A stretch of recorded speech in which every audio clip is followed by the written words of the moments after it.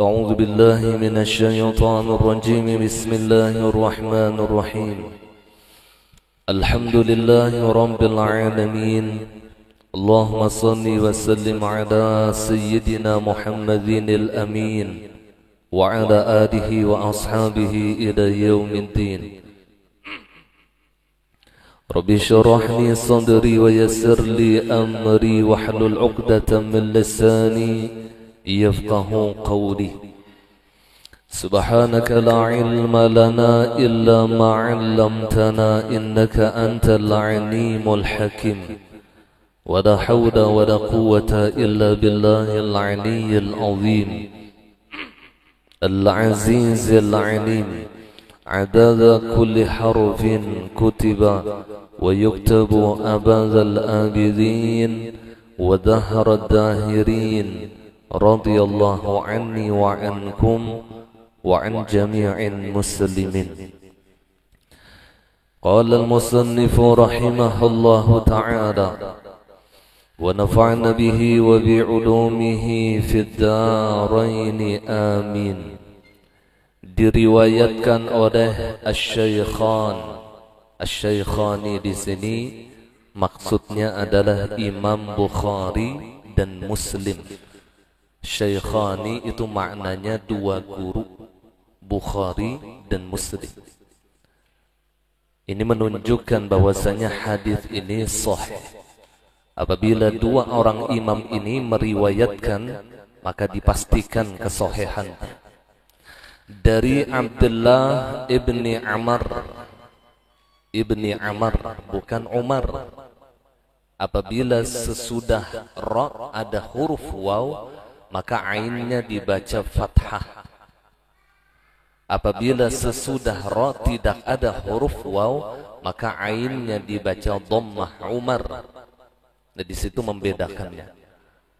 Dari Abdullah ibni Amr ibni al-As, salah satu sahabat Rasulullah, Amr ibni al-As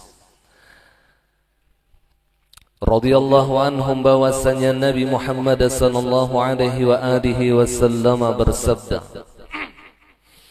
Arba'un man kunna fihi kana munafiqan khalisan, wa man kanat fihi khaslatun minhunna كانت فيه خصلة من النفاق حتى يدعها إذا اؤتمن خان وإذا حدث كذب وإذا عاهد غدر وإذا خاصم فجر. Rasulullah sallallahu alaihi wa alihi wasallam beliau bersabda, 4 perkara kata Rasulullah yang apabila terdapat pada seseorang yang 4 perkara tadi, maka ia akan menjadi seorang yang munafik yang murni, munafiqan khalisan. Bahasa Banjar tu kada ada tetampikannya, murni munafik. Apabila 4 perkara ini ada di dalam diri seseorang, maka ia dipastikan munafiqan khalisan. Ia adalah orang yang munafik tolen. Bahasa kita, munafik tolen. Na'udzubillah tsumma na'udzubillah. Dan siapa yang ada padanya salah satu sifat daripadanya, maka ia mempunyai salah satu sifat munafik hingga ditinggalkannya. Seandainya hanya satu sifat tadi yang ada di dalam dirinya, maka ia sudah berpotensi menjadi orang yang munafik. Kalau 4 macam sifat ini ada di dalam dirinya, maka ia munafik asli. Tapi kalau hanya salah satunya, maka masih berpotensi menjadi orang yang munafik. Berpotensi menjadi orang yang munafik. Maka seyogian ialah ia meninggalkan 4 sifat ini. Yang pertama kata Rasulullah, apabila diserahi amanah, ia berkhianat. Ketika diberikan amanah kepadanya, dipercaya oleh orang lain, maka ternyata ia khianat dengan amanah. Nah, ini salah satu daripada sifat orang yang munafik. Idza tumina khana. Ketika diberi amanah, ia khianat. Sampai Nabi mengatakan ladina liman la amanatalah. Tidak punya agama orang yang tidak punya amanah.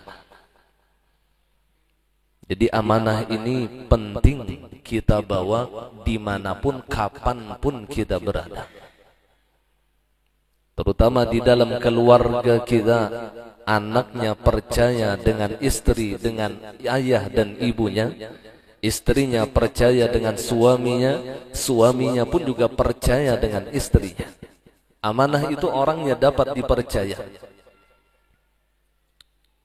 Diberi amanah, ia khianat. Nah, ini yang pertama.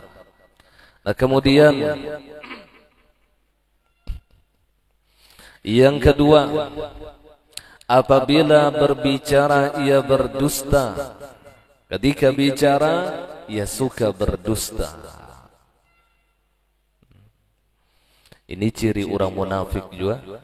Sudah kita jelaskan tentang ancaman bagi orang-orang yang berdusta. Fala'natullahi 'alal kadzibin. Maka laknat Allah kepada orang-orang yang berdusta. Na'udzubillah tsumma na'udzubillah. Kemudian yang ketiga, dan apabila berjanji ia mengingkarinya. Nah, ini yang kita bahas di bab ini. Ketika ia berjanji, ia ingkar dengan janjinya. Maksudnya di sini, ketika ia berjanji kepada orang lain, ia berniat memang tidak ingin menunaikan janjinya. Ini pahamannya. Tapi ketika ada seseorang yang berjanji, kemudian ia berniat ingin menyempurnakan janjinya, maka kemudian karena ada uzur syar'i, lalu ia tidak bisa menyempurnakan janjinya, ini bukan termasuk dosa. Jadi yang dimaksud dengan dosa orang yang berkhianat itu, ketika orang yang mengingkari janji itu, ketika ia berjanji, berniat memang kada hendak menyempurnakan janjinya. Ibarat berhutang doh, berniat dasar kada hendak bayar hutang. Itu berniat pastilah. Ibarat bepada hendak menukarakan orang itulah. Tapi di hatinya memang dasar sengaja hendak menjanji orang aja, membunguli orang aja, supaya orang tertarik dengan apa yang ditawarkannya, lalu ia menjanjikan sesuatu kepada orang lain dan ia berniat memang mengingkari akan janjinya. Nah, ini yang baru disebut sebagai ciri orang yang munafik. Kalau ia berniat menyempurnakan janjinya, tapi karena uzur syar'i, lalu ia tidak bisa menyempurnakan janjinya, maka bukan munafik. Nah, di sini kita bisa husnudzan kepada orang lain. Seandainya ada orang yang berjanji kepada kita lalu ia tidak bisa menunaikan janjinya kepada kita, maka baik sangkalah kepada orang. Baik sangka lawan orang. Kadang ada lah baik sangka. Dulu sudah disampaikan, salah juga sangkaan kita. Ketika kita husnudzan kepada orang lain, maka husnudzan kita itu dinilai ketaatan oleh Allah, dinilai ibadah oleh Allah, dan dinilai akhlakul karimah. Salah nih. Dan ketika kita jahat sangka kepada orang lain, ternyata sangkaan kita ini memang benar, maka tetap dihukumkan dosa. Jadi kada untungnya bagi orang yang jahat sangka, dan tidak ada ruginya bagi orang yang baik sangka. Seharusnya kita jahat sangka dengan diri kita, dan buruk sangka dan baik sangka dengan orang lain. Itu kata ulama sufiyah, kita wajib buruk sangka dengan diri kita, dan wajib baik sangka kepada orang lain. wajib baik sangka lawan orang lain, lawan diri kita wajib buruk sangka. Maksud buruk sangka di sini artinya ia menganggap dirinya jauh lebih hina daripada orang lain. Lebih banyak dosa, lebih banyak maksiat, lebih hina dan lain sebagainya. Itu maksud buruk sangka lawan diri tadi, bersifat tawadhu, rendah hati. Bukan buruk sangka di sini pesimis saja orang, bukan. Artinya buruk sangka kepada diri ini adalah bersifat tawadhu, rendah hati.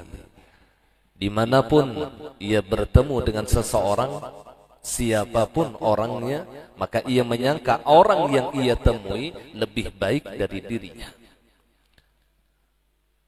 Ketika ia bertemu dengan orang yang lebih tua, maka ia menyangka bahwasanya orang yang lebih tua ini lebih duluan beribadah kepada Allah, lebih duluan sujud kepada Allah, maka jelas ia jauh lebih mulia di sisi Allah daripada aku yang lebih muda. Ketika bertemu dengan orang yang lebih muda, sangkaannya di hati, orang ini lebih sedikit dosanya, sedangkan aku lebih banyak dosanya. Karena tak tuha aku padanya, maka jelas ketika itu lebih mulia dirinya daripada diriku. Bertemu lawan orang yang ahli maksiat, ketika ia mengerjakan maksiat, bisa jadi sesudahnya ia bertaubat kepada Allah dan seluruh dosa-dosanya diampuni oleh Allah. Dan ketika itu, maka ia jauh lebih mulia di sisi Allah daripada aku. Melihat orang yang kafir, pandangan hatinya bisa jadi di akhir hayatnya ia mengucapkan 2 kalimat syahadah, dan ketika itu ia jauh lebih mulia di sisi Allah daripada aku. Sedangkan aku belum tentu mengucapkan 2 kalimat syahadah. Ini lawan orang kafir dah, ia tetap kita menyangka seperti itu. Tawadhu kepada orang yang kafir. Apalagi lawan orang yang alim maginnya. Ini lawan orang yang alim aja sombong. Padahal seorang bongol, si dintu aja bujur aja alim jar. Cuman tatuha unda. Ibarat cuur tuh tarandah sedikit. Dikira ilmu itu dituha andaknya, ilmu itu dikehendaki oleh Allah bagi orang yang diberikan kemuliaan oleh Allah. Di dalam sebuah hadis disebutkan, idza aradul aba innallaha yu'til ilma illa minal abrar. Innallah apa? Innallah lam yu'til ilma illa minal abrar. Atau kama qala Rasulullah, bahwasanya Allah tidak akan memberikan yang namanya ilmu kecuali orang yang dijadikan oleh Allah sebagai orang-orang yang baik. Jadi alhamdulillah ketika kita hadir di majelis ilmu ini proses Allah mencetak kita menjadi orang yang baik. Amun hakun haja nih begitu pada dengar, maka ini proses. Sekalipun ketika menuntut ilmu kita masih melakukan dosa besar, kita masih meninggalkan kewajiban, maka jangan menunggu kena aja ulun guru aja menuntut ilmu kecuali kena sembahyang buju-buju 5 waktu. Apabila ini orang yang tertipu. Justru ketika kita di dalam keadaan seperti ini, maka dengan menuntut ilmu mudah-mudahan Allah memberikan hidayah kepada kita. May yuridillahu bihi khairan yufaqihu fiddin. Siapa yang diinginkan oleh Allah mendapatkan kebaikan dunia dan kebaikan akhirat, maka Allah fahamkan ia di dalam urusan agama. Allah fahamkan ia di dalam urusan agama. Jadi menuntut ilmu itu bukan menunggu baik, bukan. Menunggu ampih melakukan dosa, bukan. Kita berharap dengan ilmu inilah yang akan menjadi dinding kita daripada dosa, yang akan menjadi perhiasan di dalam ketaatan kita kepada Allah. Itu harapan kita menuntut ilmu. Amun menunggu baik, apabila baiknya Ya Rasulullah, kembali kepada baik sangka tadi lawan orang. Jadi bila orang inilah ternyata kada tepat janjinya lawan kita, maka berbaik sangkalah kepada orang lain.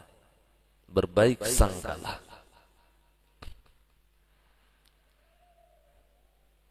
Bahasa tu bila berhutang, pokoknya insya Allah bulan ini unda bayar. Maka orang yang dasar hendak membayar ini sungguh-sungguh ingin membayar hutangnya bulan ini. Kada yang tak undur 2 bulan, kena gampang aja. Insya Allah 2 minggu lagi. 2 minggu talambat pulang. Insya Allah ayo ja bulan dudi talambat pulang. Akhirnya parai. Kan? Ya Rasulullah.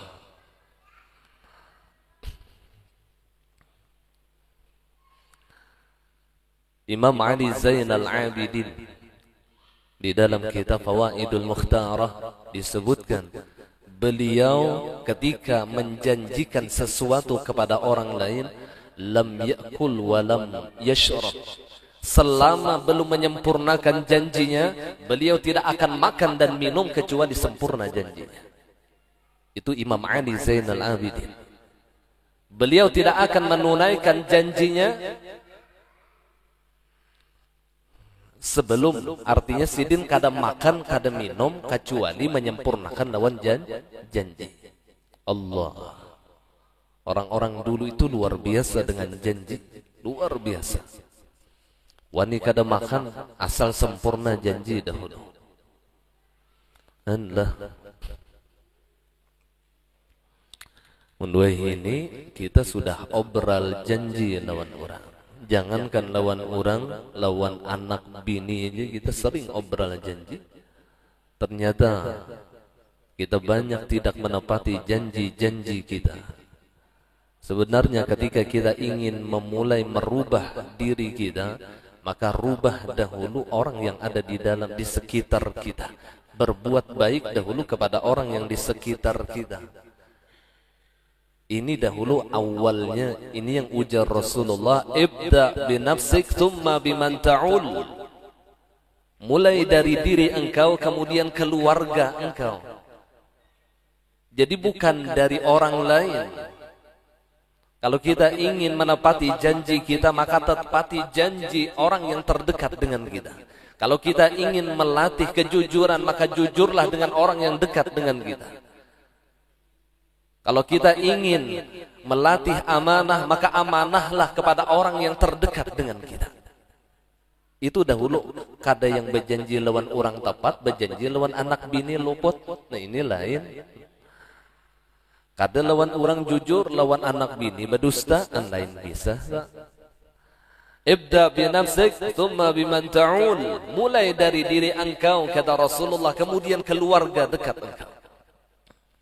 Keluarga dekat engkau. Bebinian adalah bahasanya tumun handak bepandirnya lah, handak melatih pandir yang baik lawan laki pun dahulu. Lawan laki dahulu yang bagus pandiran, bagus muha lawan laki, melatihnya kada lawan orang latihan lawan laki rangot masa muha itu luput ngarannya. Lawan laki dahulu yang bagus pandiran, yang bagus moha, itu yang iya. Kita ini terbalik terkadang. Bahkan banyak orang laki-laki yang pemurah dengan orang lain, tapi dengan anak istrinya bakhil. Lawan orang lain bahambur, lawan anak bini pemalar. Padahal yang iya, sebenar-benarnya orang yang beriman itu adalah orang yang paling baik dengan keluarganya. Orang yang paling dicintai oleh Allah adalah orang yang paling baik dengan keluarganya. Bukan dengan orang lain. Orang yang terlebih kita untuk melakukan kebaikan orang yang terdekat dengan kita. Baru dengan orang yang jauh dengan kita. Itu yang ia dahulu. hendak bersedekah lawan anak bini dahulu yang iya. Jujur, melatih kejujuran lawan anak bini, lawan laki itu yang iya dahulu. Kan? Ini yang pas nih sebenarnya. Karena Allah Subhanahu wa taala mengatakan qu anfusakum wa ahlikum nara. Peliharalah diri kalian dan keluarga kalian daripada api neraka. Jadi seorang laki-laki itu bertanggung jawab untuk mencontohkan kepada anak dan istrinya di dalam kebaikan. Karena ia berharap agar anak dan istrinya melakukan kebaikan dengan apa yang dicontohkan oleh suaminya. Ar-rijal imamul iyal, karena seorang laki-laki itu imam bagi keluarga. Ngaran imam pasti diumbati lawan makmum. Bila imam pendusta, makmum pendusta juga. Bila imam ketujuh menyalahi janji, makmum menyalahi janji juga. Kayak itu kalau lah aturannya. Bila imam ruku', makmum umbat ruku'. Bila imam i'tidal, makmum ikut i'tidal. Ini yang ujar Nabi, ju'ilal imam liyu'tamma bih. Dijadikan imam itu untuk diikuti. Dan imam di dalam keluarga adalah suami. Jadi laki-laki ini adalah imam bagi keluarganya. Maka ia yang harus mencontohkan kepada anak dan istrinya dengan contoh-contoh yang baik. Ya Rasulullah. Jadi bebinian bujang imun hendak mencari laki, cari laki yang memang kawa dijadikan contoh. Lawan kuitan bakti contoh tu ngarannya. Imba tu orang pulang kada tinggal sumbah yang 5 waktu contoh. Orang pulang pamurah contoh ngarannya tak? Amun lelakian tu kada kawa dijadiakan contoh, tatap dikarasi diambil laki juga bahaya.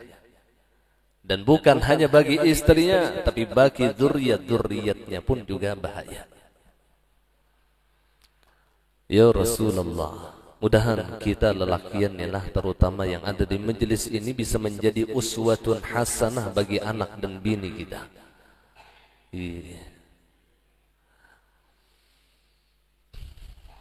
Nah kemudian yang keempat, apabila ia bertengkar, ia melampaui batas.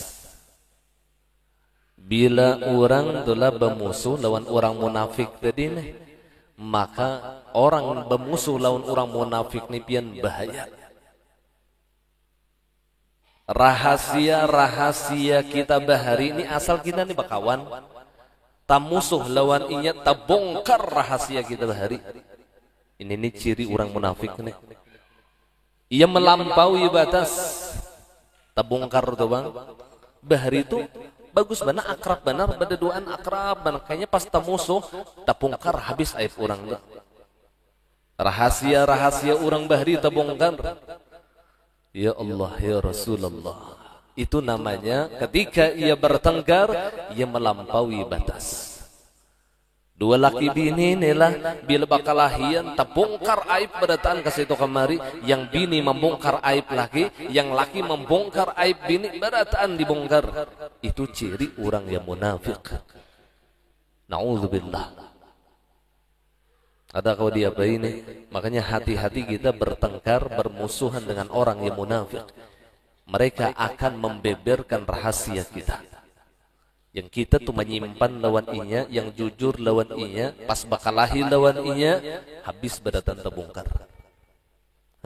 Dasar hendak disupaninya tuh bang. Padahal di dalam agama kita boleh membalas kepada orang lain itu boleh. Wa in 'aqabtum fa'aqibu bimithli ma 'uqibtum bih wa la in sabartum lahu khairun lis-sabirin Wa in aqabtum, jikalau kalian membalas, fa'aqibu bimithli ma 'uqibtum, maka balaslah dengan seumpama ia telah melakukan kejahatan kepada kita. Itu dibolehkan di dalam agama. Bila ia menampar kita sekali, tampar juga. Man daraba duriba, man qatala qutila, man zalama zulima. Barang siapa memukul, pukul juga. Asal jangan berlebihan. Itu di dalam agama dibolehkan. Wa in aqabtum, jikalau kalian membalas, fa'uqibu, maka balaslah bimithli ma aqabtum bih, dengan seumpama mereka melakukan kepada kalian. Bila ini menyumpahi bungol juga sambat. Boleh aja itu pakpok ngarannya, jangan bertambah tambok. Nah ini maka berlebihan tuh, itu melampaui ngarannya. Melampaui. Bila orang menipu kita 1.000, tipu juga 1.000, jangan 2.000. Bila 2.000 itu melampaui ngarannya. Tapi apa kata Allah? La in sabartum, jikalau kalian sabar, fahuwa khair, la huwa khairul lis-sabirin, maka itu lebih baik bagi orang-orang yang sabar. Tetap sabar jauh lebih utama. Tapi seandainya kita membalas dengan apa yang dilakukan oleh orang lain kepada kita dengan balasan yang setimpal, balasan yang seumpama, halal, kada salah. Tapi ketika kita sabar dengan apa yang diperbuat orang lain kepada kita, maka kita akan mendapatkan pahala orang yang sabar. Maka Allah menjanjikan, wa yuwaffas sabiruna ajrahum bighairi hisab, disempurnakan orang-orang yang sabar itu pahala mereka tanpa ada batasan. Jadi untung benar orang yang diisi perhatian sabar nih. Untung benar. Sumpahi orang kada membalas, ditipu orang kada membalas. Untung benar. Balasannya bukan hanya di akhirat, tapi sudah dinampakkan oleh Allah di dunia. Innallaha ma'as sabirin, bahwasanya pertolongan Allah, karunia Allah, anugerah Allah, Allah berikan kepada orang-orang yang sabar. Jadi sabar itu bukan di akhirat dibalas oleh Allah saja, bukan. Di dunia sudah dinampakkan oleh Allah. Di dunia sudah diberikan kemuliaan oleh Allah bagi orang yang sabar. Allah yang laki sabar atas jahat akhlak istrinya, Allah berikan pahala yang besar. Sebaliknya, yang bini sabar atas jahat akhlak suaminya pun jadi diberikan oleh Allah pahala yang besar. Ada di dalam hadis Rasulullah, man sabara ala su'i khuluqi zawjiha, barang siapa sabar atas akhlak suaminya, a'tahullahu thawaban, maka Allah akan memberikan pahala kathawabi sayyidatina Asiyah imra'ati Fir'aun. Allah akan memberikan pahala seperti pahala sayyidatuna Asiyah bini Fir'aun. Jadi bini Fir'aun itu orang yang beriman dengan Nabi Musa. Tapi bini Fir'aun, bayangkan Fir'aun ini kada bertuhan dan mengaku jadi Tuhan.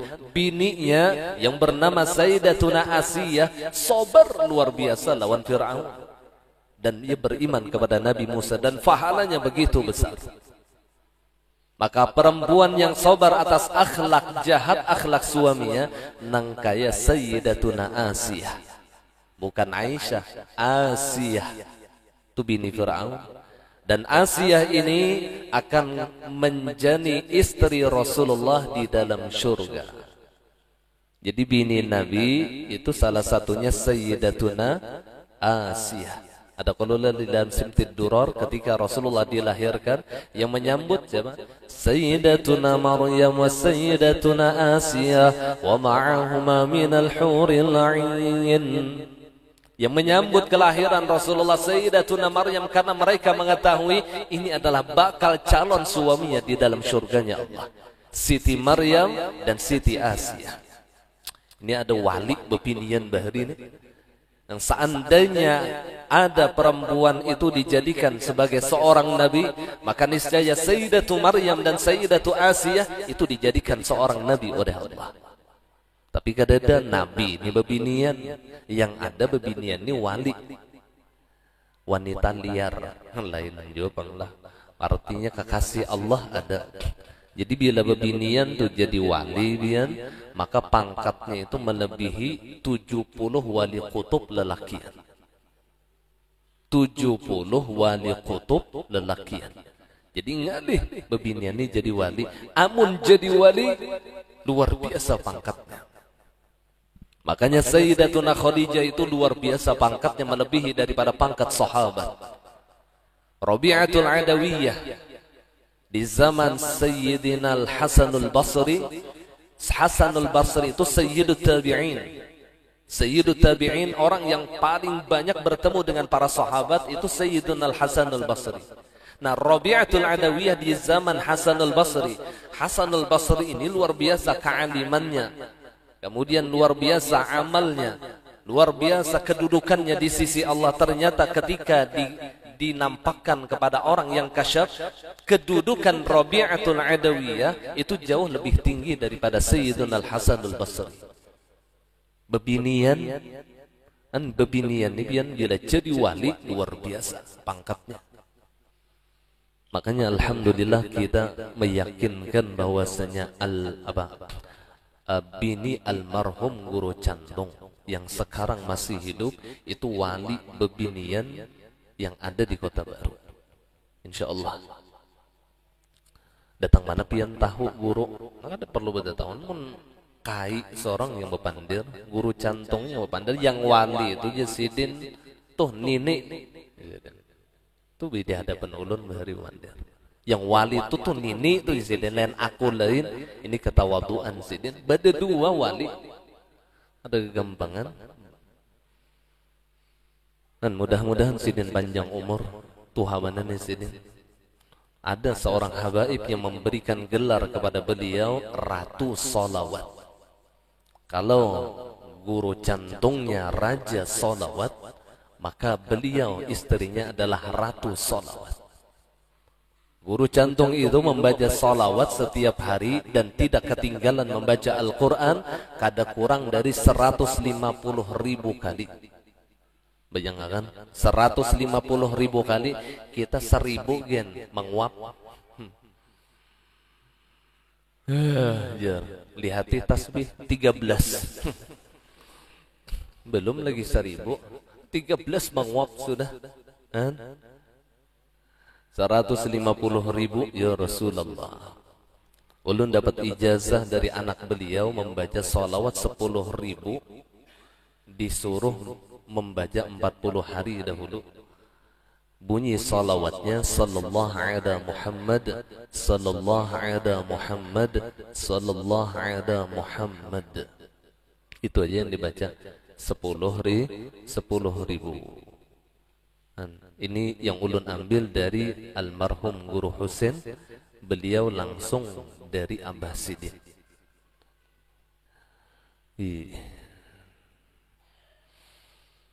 Siapa hendak mengamalkan bagus tuh, dilampahkan 40 hari, jangan pagat sallallahu ala Muhammad, sallallahu ala Muhammad. Jadi alhamdulillah waktu Sidin memberi itu ulun lampahkan sampai kurang lebih 2 tahun. Ya, bila kita disuruh paguruan 40 munkawal limpati. Ini disuruh paguruan 3 hari, sehari setengah. Disuruh paguruan 1.000, 12 kali paling. Harusnya kita limpat pada suruhan guru. Orang bahari itu bila berlampah itu minimal 40 kali 3, 120 hari orang bahari itu. Kada pagat. Sallallahu ala Muhammad, sallallahu ala Muhammad.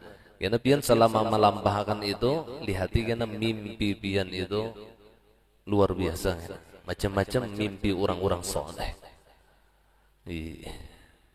Pokoknya nggak usah kita bakaji padilat, baca aja gitunya. Ulun koler memadahkan padilatnya macam-macam. Baca aja sallallahu ala Muhammad, sallallahu ala Muhammad. Ini tembulu hakun ulun ajistukum, ulun jazahkan daun bian. Sallallahu ala Muhammad, sallallahu ala Muhammad, sallallahu ala Muhammad. Kan nyaman benar bacaannya. Dan adabnya sebelum membaca salawat, salam dulu lawan Rasulullah. Itu adabnya dah. Salamnya sebagaimana tahiyat yang di dalam sembahyang. Assalamu alayka ayyuhan nabi wa rahmatullahi wa barakatuh. Salam dulu. Karena ketika kita membaca salawat, pada hakikatnya kita masuk ke hadrat Rasulullah. Ketika kita masuk ke hadrat Rasulullah, itu bahasanya rumah Nabi Muhammad, itu ucap salam dulu. Mun kita tuh masuk ke rumah orang, katok ucapakan salam, tuh adabnya kalau lah. Maka orang yang bersalawat adalah orang yang masuk ke hadratnya Rasulullah, dan dianjurkan baginya untuk beradab mengucapkan salam kepada baginda Rasulullah. Ucap salam, assalamu alayka ayyuhan nabi wa rahmatullahi wa barakatuh. Nah, pakaian di dalam hati kita waktu membaca salawat, di dalam hati kita dibaca madad ya Rasulullah. Madad atau al-madad ya Rasulullah. Itu aja dibaca. Jadi montong bebacaan hati madad ya Rasulullah. Madad itu tolongi ulun ya Rasulullah. Tolongi ulun ya Rasulullah. Madad ya Rasulullah, madad ya Rasulullah, supaya hati kita kada kasih tonga mari. Hati ini kada kasih tonga mari. Kan dianjurkan kita membaca zikrullah itu dalam keadaan hati yang ingat. Demikian ketika kita membaca salawat, dianjurkan hati kita ingat lawan Rasulullah.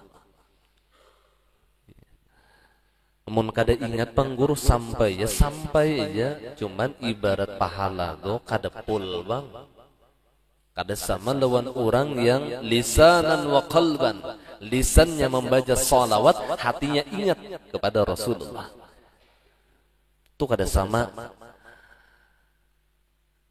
Yang kada ingat dapat juga pahala, cuman beda dengan orang yang lisannya membaca, hatinya ingat. Apalagi sallallahu ala Muhammad itu salawat ma'rifah namanya. Salawat ma'rifah. Artinya kadada terdengar kita yang bacaan, artinya itu sallallahu ala Muhammad. Allah bersalawat kepada Muhammad. Berarti lain kita yang bersalawat. Iya kalau lah. Jadi kita kau bersalawat tadi tolong Allah. Jadi mun kita nih lah sallallahu alaihi wasallam merasa kita yang bersalawat kada cocok lawan arti, sedangkan artinya sallallahu alaihi Muhammad bersalawat oleh Allah kepada Muhammad lain kita yang bersalawat. Ya Allah ya Rasulullah. Maka dikenal salawat itu dengan salawat ma'rifah. Beda dengan salawat yang lain. Kalau Allahumma salli, ya Allah, ada kita kalau lah timbul karena duduknya di makam doa. Ya Allah, curahkanlah salawat dan salam kepada Sayyidina Muhammad. Ada kita kalau lah, ya Allah. Kalau sallallahu alaihi Muhammad, Allah bersalawat lawan Muhammad adalah kita. Hilang. Itu adabnya adalah man laysa lahul adab fahuwa dab. Barang siapa tidak punya adab, maka ia jangkrik. Jar abah guru bahari, ia jangkrik. Jadi adab itu penting, dan keberkahan itu akan kita dapatkan dengan adab yang kita laksanakan. Kalau ingin salawat kita itu diberkahi besar oleh Allah, maka beradablah ketika kita membaca salawat kepada Rasulullah. Dan salah satu adabnya, awali dengan salam, kemudian ucapkan di dalam hati kita ketika kita membaca salawat, al-madad ya Rasulullah. Tolongi ulun wahai Rasulullah. Tolongi ulun wahai Rasulullah. Macam-macamnya arti al-madad itu.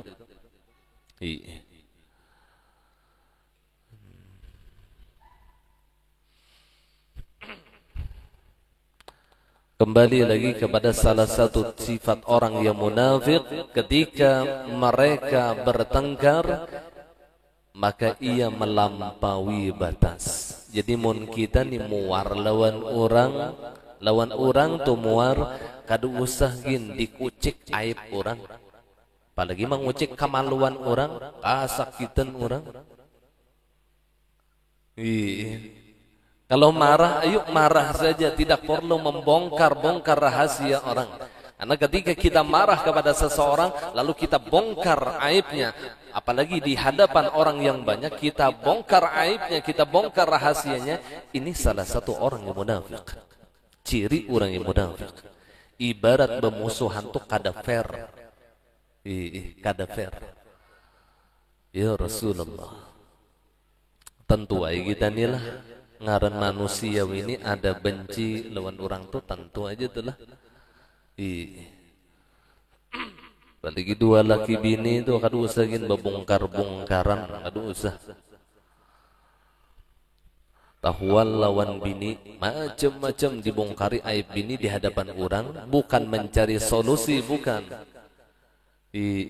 Nya ada juga orang yang curhat lalu membongkar aib bininya, minta jalan keluar, minta saran, tuh beda. Dan ia tahu ketika bercerita ini orangnya bijak aja yang dipandir ini. Nah itu lain kisah. Ini bahapal bepandir kasih itu kamari, yang dikisahkan aib laki, yang dikisahkan aib bininya. Ini ciri orang munafik nengga ini. Melampaui batas ketika ia bertengkar. Padahal di dalam Al-Quran jelas Allah mengatakan hunna libasul lakum wa antum libasul lahunna. Istri-istri kalian itu adalah pakaian kalian, dan suami kalian itu pun juga adalah pakaian istrinya. Artinya rahasia suami adalah rahasia istri adalah rahasia suami. Maksudnya ketika suami membongkar rahasia istrinya, pada hakikatnya ia membongkar rahasia dirinya. Ketika sang istri membongkar aib suaminya, pada hakikatnya ia membongkar aib dirinya. Hunna libasul lakum wa antum libasul lahunna. Jadi belajar tuh kada usah dahulu yang di luar, dua laki bini dahulu belajar. Di keluarga kita tuh dahulu nang kayak apa cara kita. Itu yang iya. Nah kemudian yang dimaksud dengan sifat munafik di sini adalah dalam perbuatan, bukan munafik dalam iman atau nifak urfi, bukan nifak syar'i. Jadi munafik di sini bukan munafik yang keluar dari Islam, itu bukan. Jadi munafiknya di sini adalah munafik urfi. Urfi itu adat. Yang orang yang banyak menyambat dasar munafik, itu munafik adat namanya. Kalau munafik syar'i itu beda. Munafik syar'i itu lisannya beriman, hatinya kada beriman, itu syar'i. Itu yang sudah keluar dari Islam. Ini pura-pura masuk, pura-pura jadi orang Islam, membaca 2 kalimat syahadat, tapi ia tidak percaya dengan Allah dan tidak percaya dengan baginda Rasulullah. Itu munafik syar'i namanya. Jadi munafik ini ada dua, ada munafik urfi, ada munafik syar'i. Munafik urfi ini munafik yang biasa terjadi, sifat-sifatnya ada di dalam diri kita. Ya sebahagiannya ada. Kalau pul ada, itu munafiqan khalisan, murni munafik sudah. Nah ini yang mendapatkan ancaman Allah, innal munafiqina fid darkil asfali minan nar. Bahwasanya orang-orang yang munafik itu letaknya di karak api neraka jahanam. Karena kedua makna ini tidak menyebabkan kufur yang dimasukkan dalam lapisan neraka jahanam yang paling bawah. Jadi 4 macam ini kada menyebabkannya keluar dari Islam kada. Kalau bila orang tuh pandustaan nyawa tuh bersahadat aja bahasa aja kada inya tuh kada keluar dari Islam. Inya masuk kategori munafik urfi. Munafik urfi, bukan munafik syar'i. Yang dijanjikan oleh Allah inya baandak di neraka jahanam paling bawah. Kan beda gelulah. Demikian yang dikatakan oleh Al-Azizi, Imam Al-Azizi. Jadi beliau membedakan munafik, ada dua, munafik urfi dan munafik syar'i. Jadi tidak orang yang munafik itu seluruhnya dijanjikan dengan neraka jahanam yang paling bawah, kada. Jadi ada yang munafik khusus yang terutama munafik syar'i tadi. Inya pura-pura beriman padahal hatinya kada beriman. Apa bahasa ulama tu? Mu'minun 'indan nas wa kafirun 'indallah. Di sisi manusia inya nang kaya orang beriman, di sisi Allah padahal inya adalah orang yang kafir. Nah ini yang ngarannya munafiqan khalisan, yang disebut dengan munafik syar'i tadi. Mu'minun 'indan nas wa kafirun 'indallah. Di sisi manusia inya beriman, di sisi Allah inya kafir. Allah lebih tahu dengan apa yang ada di dalam hati hambanya. Kita menilai seseorang hanya sebatas zahiriyah, ya kan? Kita menilai orang itu sebatas zahirnya saja. Kita tidak mampu masuk ke dalam hatinya. Makanya ulama ahlu sunnah mereka mengatakan, nahnu nahkumu bil zawahir, wallahu yatawalla bis sarair. Nahnu nahkumu bil zawahir. Kita hanya bisa menghukumkan seseorang dengan zahirnya saja. Wallahu yatawalla bis sarair, sedangkan yang menguasai hatinya hanya Allah. Jadi kadang-kala kita memponis orang yang ada di dalam hatinya itu kadang-kala. Ikam tu dasar syirik, ya syirik tu urusan hati kadang-kala. Ikam tu riya, ya riya itu urusan hati. Jadi kadang urusan hati itu urusan Allah, bainahu wa bainallah. Ketika kita menghukumkan seseorang maka kita hanya sebatas zahirnya saja. Jadi syariat itu zahir, hakikat itu batin. Makanya kadang-kala dicampur aduk nilah ilmu tasawuf dimasukkan ke ilmu fikih itu mau akhirnya bagegilaan tuh jadinya. Ada kawan, karena ini beda kacamata. Ada kacamata hakikat, ada kacamata syariat. Jadi bagi ahlu sunnah ia memandang dua kacamata ini. Ketika berbicara syariat maka ia memakai kacamata syariat. Ketika berbicara hakikat maka ia memakai kacamata hakikat. Jadi bila malam ada khusus kacamata, bila siang ada khusus kacamata. Malam memakai kacamata reben pas hadap buta. Oh, itu kan lain lagi sahaja. Ini ada khusus kacamatanya. Jadi ahlu sunnah wal jamaah itu sangat bijak di dalam berbicara. Jadi kada yang asal-asalan itu kada. Kemudian yang ketiga ghibah. Wallah subhanahu wa ta'ala a'lam. Di sini ampun maaf, minta ridha, minta halal dunia akhirat. Al-Fatihah. Ar-Rahmanur Rahim. Iyyaka na'budu wa iyyaka nasta'in ihdinas siratal mustaqim. Ghairil maghdubi 'alaihim waladdallin. Amin. Amin ya Allah ya Rabbal Alamin. Bismillahirrahmanirrahim. Alhamdulillahi Rabbil Alamin. Allahumma salli wa sallim ala Sayyidina Muhammad ibn Abdullah al-Qaim bihuquqillah ma dhaqat illa wa farrajaha Allah wa ala alihi wa sahbihi wa sallam. اللهم نور قلوبنا بنور هدايتك كما نورت الأرض بنور شمسك أبدا أبدا. صلى الله على سيدنا ومولانا محمد وعلى آله وصحبه وسلم. الحمد لله رب العالمين. ما شاء الله لا قوة إلا بالله. الحمد لله.